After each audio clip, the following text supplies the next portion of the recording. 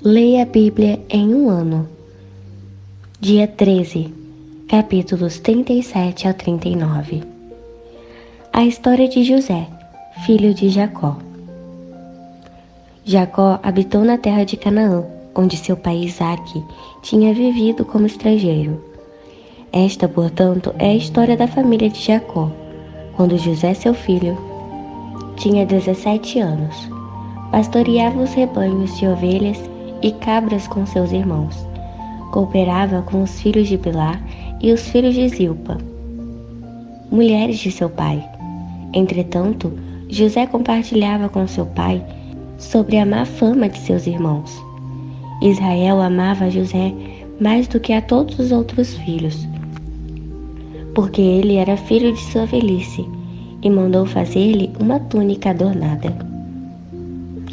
Os irmãos perceberam que o seu pai o amava mais do que a todos os outros filhos e odiaram-no, tornando-se tão invejosos que não conseguiam mais lhe falar de maneira amigável. Ora, José teve um sonho e contou a seus irmãos, que passaram a nutrir ainda mais raiva dele.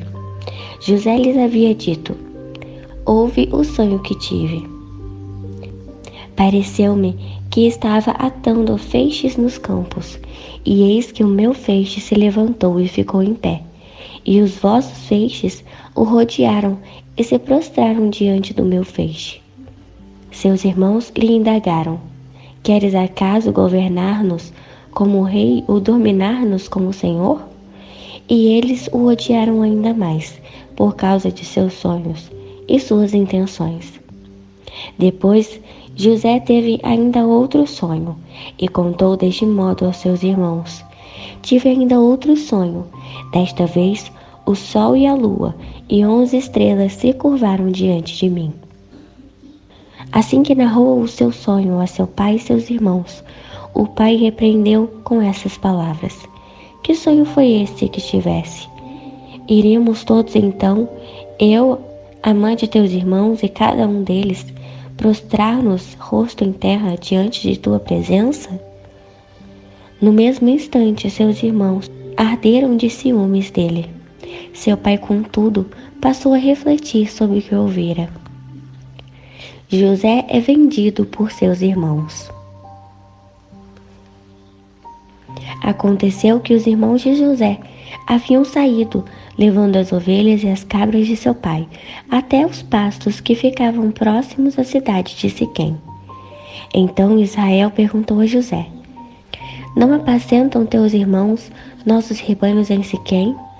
Vem, vou enviar-te a eles. E ele prontamente respondeu: eis-me aqui. E prosseguiu Jacó: vá então, vê como estão os teus irmãos e os rebanhos, e traze-me notícias. Ele o enviou quando estava no vale de Hebrom, mas José se perdeu quando estava próximo de Siquém. Um homem encontrou vagueando pelos campos e indagou: que procuras? Ele respondeu: procuro meus irmãos. Indica-me, por favor, onde costumam apacentar os rebanhos. Então o homem informou-lhe: eles levantaram um acampamento daqui. Eu os ouvi dizer: vamos para Dotã. Assim José partiu à procura de seus irmãos e os encontrou em Dotã. Eles o viram de longe e, antes que pudesse chegar mais perto, tramaram a sua morte. E combinaram entre si: eis que vem se aproximando aquele sonhador. Vinde, matemo-lo, joguemo-lo numa cisterna qualquer. Diremos que um animal feroz o devorou. Veremos o que acontecerá com seus sonhos. Todavia, Rúben, ouvindo isso, saltou de suas mãos e propôs aos seus irmãos: não lhe tiremos a vida. Afirmou Rúbens: não derrameis sangue humano. Lançai-o nesse poço, aqui no deserto, mas não ponhais a mão sobre ele para o ferir. Ele somente dissera assim para livrar José das mãos deles, e assim que possível, restituí-lo a seu pai. Então, quando José chegou junto deles, despojaram-no de sua túnica, a túnica de mangas longas e adornada que ele vestia. Arremessaram-no contra ele e o lançaram numa cisterna. Era um poço vazio e sem água. Depois sentaram-se para comer. Entretanto, ao erguerem os olhos, eis que viram uma caravana de ismaelitas que vinham de Gileade. Seus camelos vinham carregados de especiarias, bálsamo e mirra, que estavam transportando para o Egito. Então sugeriu Judá a seus irmãos: de que nos aproveita matar o nosso irmão e escondermos seu sangue? Vinde, vendemo-lo aos israelitas. Mas não ponhamos a mão sobre ele. É nosso irmão, da mesma carne que nós. E seus irmãos o ouviram. Quando passaram os mercadores ismaelitas, eles retiraram José da cisterna e venderam José aos ismaelitas por 20 peças de prata, e eles o levaram para o Egito. Entre mentes, quando Rubens retornou à cisterna, eis que José não estava mais ali. Então, enfurecido, rasgou suas vestes e, saindo ao encontro de seus irmãos, desabafou: o rapaz não está mais lá, e eu onde irei? Então, eles degolaram um bode e ensoparam de sangue a túnica de José. Em seguida, a mandaram entregar a seu pai com este recado: eis o que encontramos. Vê se é ou não a túnica de teu filho. José observou e afirmou: certamente é a túnica de meu filho. Um animal selvagem o esquartejou e o devorou. José foi trucidado. Indignado, José rasgou suas vestes, vestiu-se de pano de saco, conforme a tradição, e pranteou durante muitos dias o seu amado filho. Todos os seus filhos e filhas se achegaram para oferecer consolo. Contudo, ele recusou toda e qualquer consolação e declarou: não, é em luto que descerei ao Seol para me encontrar com meu filho. E continuou a chorar a perda de seu filho José. Enquanto isso, no Egito, as midianitas vendiam José a Potifar, oficial do faraó e capitão da guarda imperial. A história de Judá e Tamar. Capítulo 38. Aconteceu que neste tempo, Judá se separou de seus irmãos e foi morar na casa de um homem de Odalã, que se chamava Ira. Ali, Judá encontrou a filha de um cananeu, chamada Suã. Casou-se com ela e a possuiu. Ela concebeu e deu à luz a um filho, e o pai o chamou de Er. Outra vez, ela concebeu e gerou outro filho, que chamou de Onã. Quando estava em Quezibe, engravidou novamente e teve outro menino, que se chamou Selá. Mais tarde, Judá casou Er, seu filho primogênito, com uma mulher chamada Tamar. O Senhor Deus reprovou severamente as contínuas atitudes perversas que Er, filho mais velho de Judá, praticava, e por esse motivo o fez morrer. Então Judá orientou a Onã: vai à mulher de teu irmão e cumpre o dever de cunhado. Casa-te com ela e suscita a posteridade de teu irmão. Ora, Onã tinha consciência de que o filho que nascesse não seria considerado como seu. Por isso, cada vez que tinham relações sexuais com a viúva de seu irmão, ele deixava que o esperma caísse no chão, para que seu irmão não tivesse descendentes por meio dele. O Senhor ficou irado com sua atitude de desobediência e egoísmo de Onã e o matou também. Então Judá pediu a nora Tamar: volta à casa de seu pai e mora lá como viúva, até que meu filho Selá se torne adulto. Porquanto temia que ele viesse a morrer por algum motivo, como ocorrera com seus irmãos. Sendo assim, Tamar voltou a residir na casa de seu pai. Passaram-se muitos dias, e a filha de Suã, a esposa de Judá, morreu. Quando Judá encerrou o seu luto, foi até Timná, com seu amigo Hirá, o Adulamita, a fim de observar os trabalhos de tosquia de seu rebanho. Este fato foi comunicado a Tamar. Eis que o teu sogro sobe a Timná para acompanhar a tosquia de suas ovelhas. Então ela trocou de roupa, adornando as roupas próprias de viúva. Cobriu o rosto com um véu com a intenção de não ser reconhecida e foi sentar-se à entrada da cidade de Enaim, que fica no caminho para Timná. Ela agiu dessa maneira porque percebeu que, embora Selá já tivesse se tornado adulto, ela ainda não lhe tinha sido oferecida em casamento. Assim que a avistou, Judá pensou que fosse uma prostituta, pois ela havia ocultado seu rosto. Então, não percebendo que se tratava de sua nora, dirigiu-se a ela à beira da estrada e convidou: "Vem, deixe-me possuir-te." Portanto, não podia imaginar que aquela mulher fosse sua própria nora.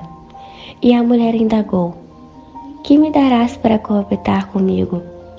Ao que replicou: "Eu te mandarei um cabritinho do meu rebanho." Todavia ela retrucou: "Sim, se me deres um penhor de garantia, até que o mandes." E ele questionou: "Ora, que garantia queres que te dê?" E a mulher prontamente lhe pediu: "O teu selo com o teu cordão e o cajado que seguras." Então Judá entregou os objetos solicitados e seguiu com ela. Tiveram relações e naquele mesmo dia ela engravidou de Judá. Tamar retomou a sua casa, retirou o véu e voltou a colocar a mesma roupa tradicional de viúva. Mais tarde, Judá mandou o seu amigo Hirá levar o cabrito prometido e trazer de volta os objetos que havia deixado com a mulher. Mas Hirá não a encontrou. Então perguntou aos homens de Enaim: "Onde está aquela prostituta mística que costumava ficar à beira do caminho?" Mas os homens responderam: "Jamais houve uma prostituta mística nesta cidade." Hirá voltou junto a Judá e reportou: "Eu a procurei, mas não me foi possível encontrá-la. Também os homens do lugar me asseguraram que jamais viram uma prostituta mística ali." Então Judá concluiu: "Que ela fique com tudo, que não zombe de nós, pois eu enviei o cabrito, mas tu não a achaste." Passados uns 3 meses, foram levar notícias a Judá: "Eis que a tua nora Tamar prostituiu-se e ficou grávida por causa de sua má conduta." Então Judá ordenou: "Tirai-a para fora de casa e que seja queimada viva." Assim que a agarraram, ela mandou dizer a seu sogro: "Sim, estou grávida, do homem a quem pertence isto. Vê se o Senhor reconhece a quem pertence este selo, este cordão e este cajado." Judá os reconheceu e declarou: "Ela é mais justa do que eu, porquanto não cumpri minha palavra, dando-a como esposa a meu filho Selá." E nunca mais teve relações sexuais com ela. Quando chegou o tempo de parto, descobriram que Tamar ia dar à luz a gêmeos. Durante os trabalhos de parto, um dos gêmeos colocou as mãos para fora. A parteira pegou a mão vermelha e agarrou-o no pulso dele e afirmou: "Foi este quem saiu primeiro." Contudo, aconteceu que ele recolheu a mão, e foi o seu irmão quem de fato saiu primeiro. Então a parteira exclamou: "Tu abristes o teu próprio caminho", e portanto o chamaram de Pérez. Em seguida saiu seu irmão, que tinha o fio escarlate no pulso, e foi-lhe dado o nome de Zerá. José resiste à mulher de Potifar. Capítulo 39. José fora, portanto, levado ao Egito, onde os ismaelitas o venderam, e um egípcio chamado Potifar, um oficial que era capitão da guarda do palácio, onde os ismaelitas o venderam a um egípcio chamado Potifar, um oficial que era capitão da guarda do palácio. Ora, Yahvé, o Senhor, estava com José, que em tudo teve êxito, e passou a morar na casa do senhor egípcio. O senhor egípcio percebeu que o Senhor, Deus, amparava José e o abençoava em tudo que realizava. Desta maneira, José ganhou a simpatia de seu dono, que o promoveu a seu ajudante pessoal, como administrador de bens. Potifar deixou a seu cuidado sua própria casa e lhe confiou tudo o que possuía. A partir do momento em que ele passou a administrar a casa de Potifar e todos os seus bens, o Senhor abençoou toda a casa do egípcio, em consideração a José. A bênção de Yahvé alcançou tudo o que ele possuía, em casa e nos campos. Então entregou na mão de José tudo o que tinha com ele e não se preocupou com mais nada, a não ser com a comida que tornava. José era um homem de belo porte e tinha um rosto bonito. Algum tempo depois, a mulher de seu senhor começou a cobiçar José e um dia o convidou: "Vem e deita-te comigo." No entanto, ele recusou e afirmou à mulher de seu senhor: "Estando eu aqui, meu senhor não se preocupa com o que passa em sua casa e me confiou tudo que lhe pertence. Ele mesmo não exerce nesta casa mais autoridade do que eu, porquanto nada me negou, a não ser a senhora, pois é a esposa dele. Sendo assim, como poderia eu cometer algo tão perverso com o meu senhor e pecar contra Deus?" Porém, todos os dias ela insistia que ele se deitasse com ela, mas José se recusava e fazia o possível para se manter longe da presença dela. Ora, certo dia, José veio à casa para fazer um serviço, e não havia na casa nenhum dos domésticos. A mulher o agarrou pelo manto e voltou a apelar: "Vem, deita-te comigo." Contudo, ele fugiu da casa apressadamente, deixando o manto preso à mão da mulher. Assim que se deu conta de que na fuga agonizante de José ela havia segurado seu manto consigo, a mulher de Potifar chamou seus criados e lhes alegou: "Vede, meu marido nos trouxe um hebreu para nos insultar. Ele invadiu minha casa e tentou abusar de mim, mas eu gritei. Quando me ouviu gritar por socorro, largou seu manto ao meu lado e fugiu daqui." Ela conservou o manto consigo até que o senhor de José chegasse à casa. Então contou-lhe sua versão da história.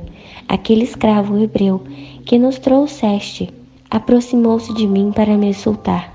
Todavia, quando gritei por socorro, ele largou o seu manto ao meu lado e fugiu assustado."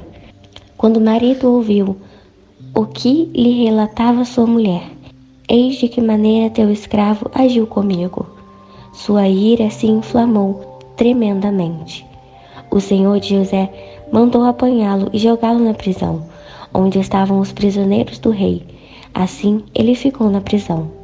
Contudo, Yahvé, o Senhor, assistiu José, estendendo sobre ele sua bondade e o poder, e o fez encontrar graça aos olhos do carcereiro-chefe. Assim o carcereiro-chefe transferiu a José toda a autoridade sobre o cárcere e sobre todos os que estavam presos. E ele se tornou supervisor de tudo o que se passava na prisão. O carcereiro-chefe passou a não se preocupar mais com nada, pois tudo ocorria sob a administração eficaz de José. Isso porque o Senhor estava com José e o abençoava com bom êxito em tudo o que realizava.